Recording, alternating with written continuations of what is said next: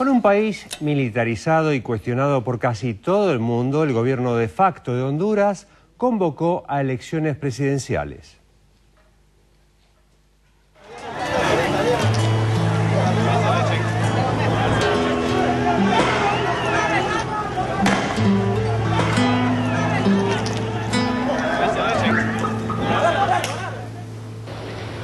Con el país militarizado, en estado de emergencia y bajo una profunda crisis política, Honduras se dispone a celebrar unas elecciones presidenciales consideradas constitucionalmente ilegítimas por casi todos los países de América Latina y del mundo. Los comicios, previstos institucionalmente para esta fecha, fueron convocados por el gobierno de facto surgido del golpe de Estado perpetrado contra el presidente constitucional Manuel Zelaya el 28 de junio de 2009. El domingo 29 de noviembre, 4.600.000 hondureños están habilitados para votar, aunque sin las suficientes garantías constitucionales y rodeados de un despliegue militar que incluye a 16.000 efectivos del ejército, 14.000 policías y 5.000 reservistas. Por supuesto que no hay un proceso para que vayamos a sufragio, porque no nos garantiza transparencia. La campaña electoral de los 5 candidatos presidenciables, signada por la indiferencia de los votantes, que podría aumentar el abstencionismo del 45% registrado en los comicios de 2005, se desarrolló en los últimos 2 meses, luego de que el régimen de facto convocara al acto electoral en un intento por superar su aislamiento internacional. La ausencia temporal es precisamente lo que yo llamo un momento de reflexión, para que podamos nosotros los hondureños dedicarnos más a lo que es más interesante en este momento. ¿Cuál es? Las elecciones. Entonces, que todo el mundo, en vez de estar viendo estas jugadas políticas, estas incomodidades políticas, entonces dedicamos el tiempo a politiquear, que es lo que merece la población. El 6º candidato, el independiente Carlos Reyes, dirigente obrero y miembro del Frente Nacional de Resistencia contra el Golpe de Estado, desistió de su candidatura tras considerar que el proceso electoral bajo el gobierno de facto sería un fraude. Varios postulantes a diputados y alcaldes y una candidata a la vicepresidencia del Partido Liberal también renunciaron a participar en los comicios en solidaridad con el presidente constitucional depuesto. De los restantes 5 postulantes, solo 2 tienen posibilidades de alcanzar el triunfo. Elvin Santos, un ingeniero civil de 46 años, candidato del Partido Liberal, al que pertenece el depuesto presidente Manuel Zelaya, y Porfirio Lobo, de 62 años, por el Partido Nacional. Ambas agrupaciones políticas son de derecha y, salvo durante 2 periodos de dictaduras militares, se han venido alternando históricamente en el poder hondureño. Santos, pese a haber sido el vicepresidente de Zelaya, cargo al que renunció poco antes del golpe de Estado para dedicarse a su campaña proselitista, es uno de los principales opositores a la restitución del presidente derrocado por civiles y militares. Por allá están diciendo que eso se puede disfrazar, se puede llamar ahora socialismo del siglo XXI, dice. Hoy le digo, ese populismo disfrazado, a donde se le quiere ir a explotar la necesidad de la gente, a engañarla y a mentirle, eso no tiene cabida en el Partido Liberal de Honduras, no tiene espacio, no tiene aceptación. Favorecido por las encuestas, el Partido Nacional lleva como candidato a Porfirio Lobo, empresario agrícola y expresidente del Congreso Nacional, quien cerró su campaña en el estadio de béisbol de Tegucigalpa, llamando a sus compatriotas a la reconciliación nacional.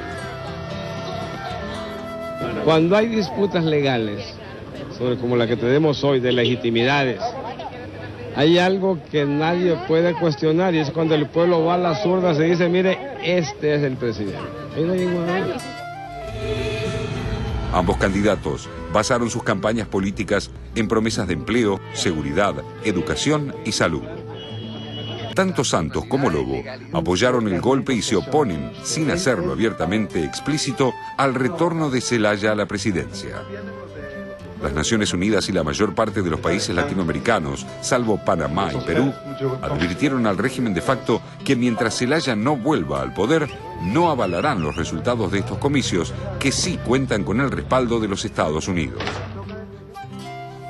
Al alimentar un golpe de Estado, se pone en riesgo la seguridad hemisférica igual que la estabilidad de los presidentes de América, por el surgimiento de las castas militares en la vida civil de nuestras democracias.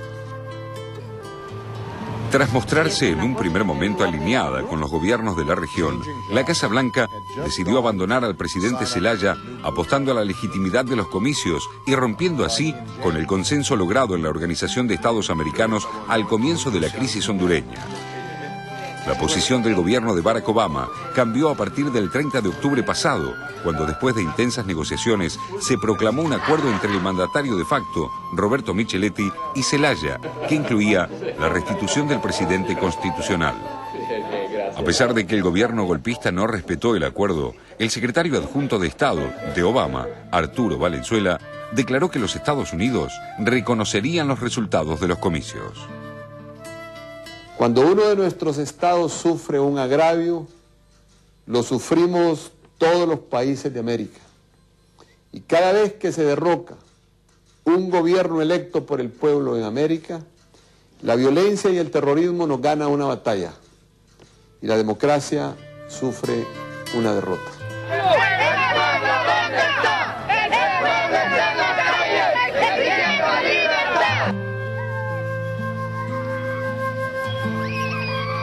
¿Cuántas preguntas respecto de las elecciones mañana en Honduras? Pues está claro, como se dice en el informe, que se hacen en el marco de un golpe de Estado, pero que también habían sido convocadas antes. Me parece que hay una cuestión fundamental mañana y es saber, primero, cuánta gente va a ir a votar efectivamente. En un país donde no suele ir mucha gente a votar, creo que el gobierno de facto se va a respaldar si efectivamente logran que mucha gente salga a votar. De hecho, la prensa hondureña hace meses que viene insistiendo hay que ir a votar al 29, hay que ir a votar el 29. Con la excusa de que es la manera de salir de la crisis. Exactamente, que han recibido el respaldo ya de Estados Unidos, que además yo hablé con gente que está en la embajada de Brasil en Tegucigalpa, que me comentaron que ya Obama no le responde las cartas a Zelaya. Esto es un dato bueno, interesante. Zelaya estuvo muy duro esta semana por primera vez directamente con el presidente Obama. Muy duro, prácticamente lo acusó de traidor. ¿Y por qué? Está claro que más allá de las declaraciones en contra del golpe de Estado y cómo lo habían definido, diciendo que había sido un golpe, están diciendo que es la manera para salir del atolladero institucional que hay, reconociendo las elecciones, que ya está recibiendo el apoyo de Panamá. No extraña, Colombia no extraña, Perú no extraña, Oscar Arias de Costa Rica. Eso no extraña un poco. Extraña un poco, no tanto, digamos, uno sabe que Arias tiene que ver con Estados Unidos y está encolumnado detrás de Estados Unidos y hasta se ha dicho que fue el mediador puesto por Estados Unidos en esta cuestión. Por Hillary Clinton, efectivamente. Ahora, era necesario que Arias, que está tan involucrado en lo que fueron los acuerdos que no prosperaron, dijera hoy, antes de las elecciones, que iba a apoyar, digamos, el resultado. No era necesario. Él era supuestamente mediador. Por eso digo, su rol se podría haber mediar. mantenido como neutral en este sentido, ¿no? Exactamente. Al mismo tiempo, Pedro, me parece que lo que va a ser también importante para conocer un poco lo que vaya a ser el futuro del nuevo gobierno que surja de las urnas mañana, es por supuesto la cantidad de gente que va a ir a votar, que eso va a pesar muchísimo en el análisis, y lo que ocurra, por ejemplo, en la cumbre de Estoril, que se va a desarrollar precisamente en Portugal, 29 y 30, la iberoamericana, en donde España viene muy dura en términos de reconocimiento. España no quiere reconocer, y los países latinoamericanos, salvo los que acabas de mencionar, tampoco. Brasil, Argentina, están durísimos en no reconocer. Ahí va a haber un documento, seguramente, en donde, además de hablar de las bases estadounidenses en Colombia, se va a hablar definitivamente de lo que ocurrió en la elección en Honduras. Sí, igual hay otro elemento que habría que hay que tomar en cuenta, y es qué va a hacer la gente que se opone a las elecciones. Porque seguramente van a tratar de salir mañana a la calle a manifestar en contra del proceso electoral. Exactamente. Y hay que ver qué hace Zelaya.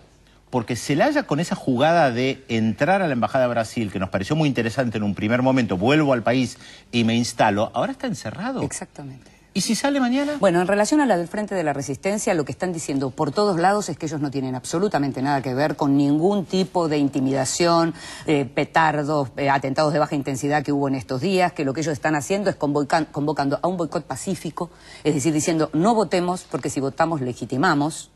Están diciendo sí que el gobierno de Micheletti hizo una compra muy grande en armamento, se está temiendo una represión mayor. Es verdad que de todo esto hay pocas pruebas, digamos, por ahora son como anuncios, como versiones. Se habla de 800 estadounidenses que habrían ingresado en los últimos 15 días para tareas de inteligencia. Nada de esto al mismo tiempo resulta inverosímil, conociendo por supuesto, la interferencia y la injerencia de Estados Unidos en Honduras, ¿no?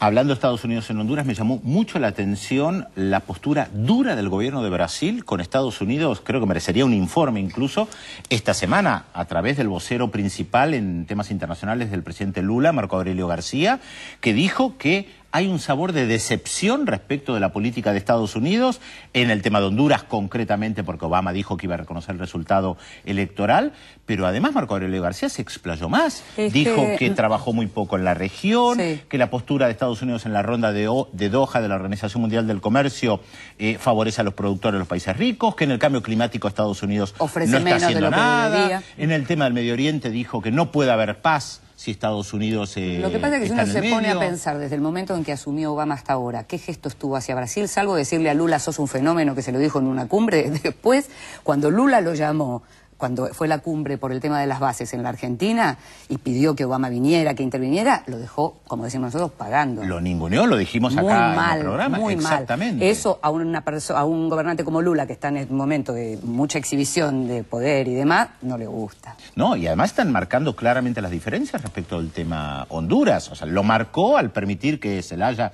ingresara a la embajada y lo marcó claramente con el tema de las elecciones. Pero no nos podemos anticipar, las elecciones son mañana, así que realmente vamos a tener que ver qué es lo que pasa mañana para poder ser un poco más inteligentes el lunes. Sí, al mismo tiempo la pregunta es para el gobierno que surja de las urnas mañana en Honduras, ¿qué es más importante, el apoyo de Estados Unidos o del resto del mundo? Estados Unidos. Bueno, eso, sin lugar a dudas. Eso también.